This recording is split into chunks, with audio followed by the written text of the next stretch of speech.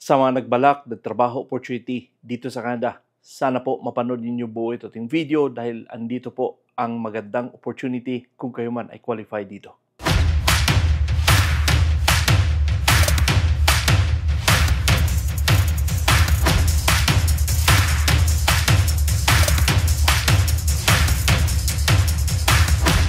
Kabayan, kumusta? Anong balita sa inyo? So yun guys, meron naman tayong magandang pag-usapan dito nga sa ating channel at sana po ay makapagbigay man lang sa inyo ng mga ideya kung paano ba mag-apply ng mga trabaho dito, ano bang dapat gawin. Dahil ito po ay sinasabi ko nga na sa pag-apply dito, ang competition ay talagang napakarami. Napakaraming gustong pumasok sa Canada. Napakaraming gustong pumunta ng Canada. Dahil nga sa talagang ang ganda ng opportunity dito. Kung dito na kayo sa Canada, napakaganda. No? Again, sinasabi sa inyo, ang medical ay walang bayad, doktor dito walang bayad, ang hospitalization dito walang bayad. So, napakaganda opportunity, no? And again, ito ngang darating na December 14, magkakaroon ng walang GST ang Canada, no? For ilang weeks 'yon, 2 months yata or something. But again, yun po yung napakaganda, no? And itong darating na December, meron na namang pamimigay ang gobyerno ng ano yun, yung climate change na benefits, no? So again, sinasabi sa inyo, napakaraming pamimigay ang gobyerno ng Canada. Kaya nga sabi ko sa inyo na talagang although tayo ay nagbabayad ng tax, but ang ano dito ay naibabalik sa atin yung mga tax, no? Tayo nagbibigay ng tax, tayo din ay magbibigay tayo ng tax, binibigyan din tayo ng ayuda ng gobyerno, no? Talagang napakaganda lang. So, but again, sabi ko nga na kung hindi man ito ang trabaho na hinahanap ninyo, mayroon tayong mga trabaho diyan sa job bank. Subukan nyo i-search, no? I-search nyo yung mga trabaho na mga hinahanap ninyo. Kung hindi man, punta kayo sa Indeed dahil meron din dyan. Subukan nyo rin puntahan dahil i-search nyo lang talaga. And then basahin nyo. And then punta rin kayo sa Saskatchewan Jobs dahil nga sabi ko sa inyo na ang Saskatchewan Jobs ang pinaka-the best pasukin na lugar ngayon dahil nga sa sila ay naghikayat ng mga tao na pumunta sa lugar nila, no? Dahil nga sa hindi naman ganun kalaki ang karami ang tao sa Saskatchewan, subalit yun nga sila ay inviting, nag-invite sila. Kaya nga sabi sa inyo na kayo ay mag-research, no? Kayo ay mag-research kung kayo man ay gusto pumunta ng Canada, mag-research kayo, magbasa kayo. Ano bang mga latest sa Canada? Ano bang mga opportunity na mayroon sa Canada? Basahin nyo. Dahil itong mga advices ko, hindi po ito para sa akin. Ito po'y para sa inyo. Subalit, nasa sa inyo na po yan kung kayo ba ay maniwala sa aking mga pinagsasabi dito, no? But again, ito po yung aking nakikita sa anuman ang meron dito. And again, ako po ay nandito sa Calgary. Subalit talagang medyo sa Calgary ngayon, medyo dumami ang tao, no? Dahil nga sa nagpuntahan yung mga tao dito from ibang provinces na pupunta sila ng Calgary, Alberta, dahil talagang mas cheaper dito, no? Dahil nga sa tax dito ay isa lang. Hindi kagaya sa Toronto, hindi kagaya sa British Columbia at sa ibang lugar pa na medyo meron silang GST and PST, no? Government tax and provincial tax. So, again, sana po ay basa-basa lang. Kung wala kayong masyadong ginagawa, puntahan niyo yung mga website ng cic.gc.ca. Tingnan niyo kung ano bang meron dyan. Tingnan niyo yung inyong mga qualification. Makikita nyo dyan, yung mga nagbalak ng mga provincial nominee program, yung mga PNP, or mga, yung mga mag-apply kayo ng express entry. Subukan nyo lang. Dahil may Filipino dito malapit sa amin na tindahan, siya po ay express entry, no? Siya po ay pharmacist. And again, siya ay nag-apply ng express entry at nandito na sila, mag-asawa sila, no? 2. So wala pa silang anak, but again sinasabi ko sa inyo na talagang ang swerte ay nasa sa inyo, subalit dagdagan nyo ng dasal para magabay kayo na maayos. But anyway, again guys, ito ating pag-usapan ngayon ay 10 trabahador ang kinakailangan at ito po ay papunta ng Quebec. And again, tingnan natin yung website at upang kayo ay magkaroon ng mga idea dito at turuan ko kayo ano bang mas maganda dito. Okay? Halika, tingnan natin.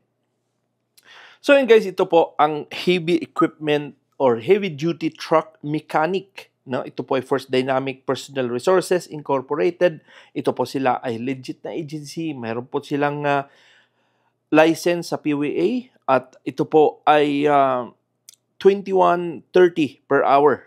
No? And again, 10 katrabahador kinakailangan. December 21 pa matatapos ang kanilang application dito. Okay?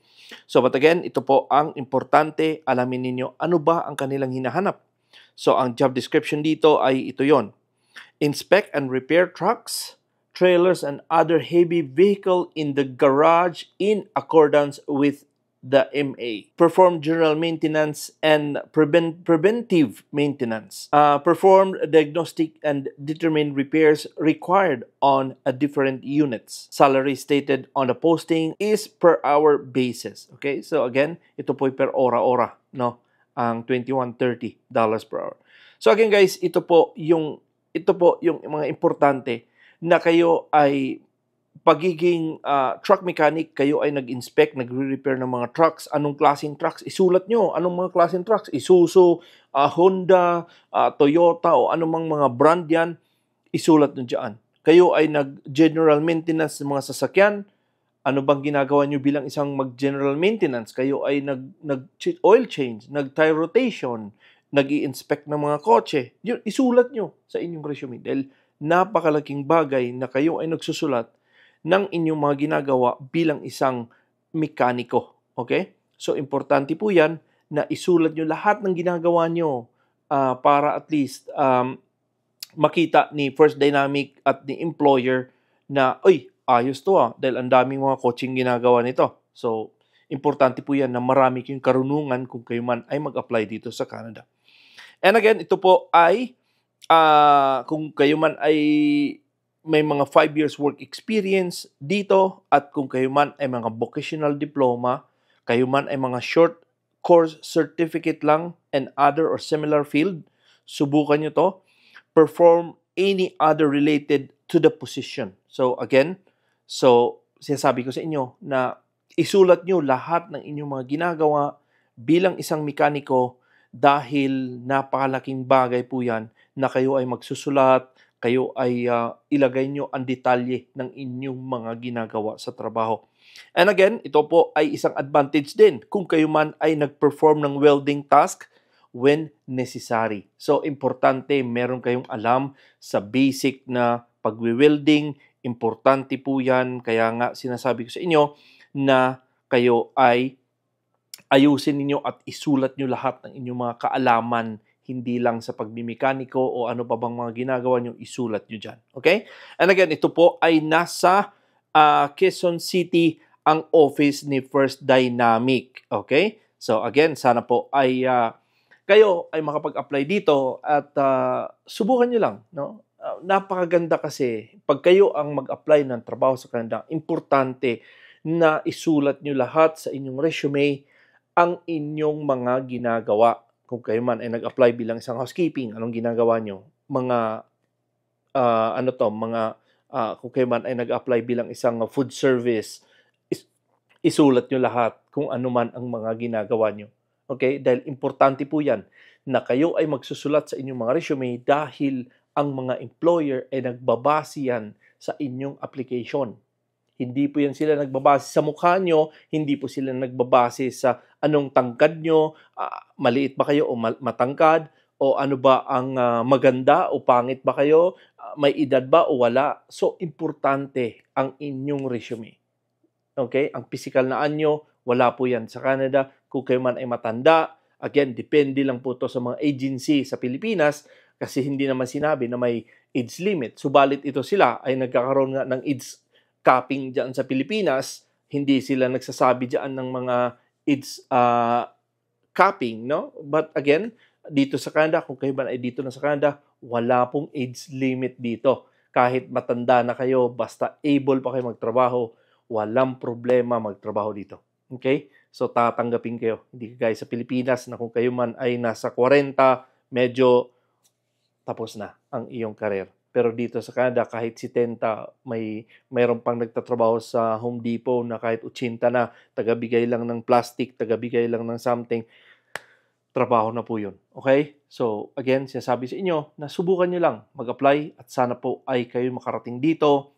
Kung hindi man masama inyong pamilya, to follow na po sila. Okay? So, but anyway guys, again, sinasabi po sa inyo, marami po akong mga videos dito. Sana po ipanoorin nyo na sana po ay makapagbigay sa inyo ng idea kung paano ba mag-apply. At again, ito po ay para sa inyo, hindi po para sa akin. Dahil ako po ay isang Canadian dito sa Canada at ako po ay nandito na. So, para po to sa inyo. Okay? So, but anyway, again, kung hindi pa kayo nakapag-subscribe, sana po ay makusidyo i-like, i-subscribe at huwag niyo kalimutan lagi i-click ang notification bell para updated kayo tuwing meron ko ina-upload dito nga sa ating channel. So, ganun pa man guys, pwede niyo i-share to ating mga video sa inyong mga kaibigan, kamag-anak na gusto at nagbalak pumunta sa Canada kagaya sa iyo, na sana po ay magkita-kita tayo dito sa Calgary. Dahil ako po ay dito sa Calgary and may mga katanong kayo, mag-comment lang na sana po ay mapanood niyo yung ating video upang hindi na kayo ganun ka nagtatanong paano mag-apply. Okay? So, but ganun pa man, maraming salamat ulit sa inyong panonood, subaybay sa aking channel. Ako ulit si Noy Tebs. God bless and a wonderful day.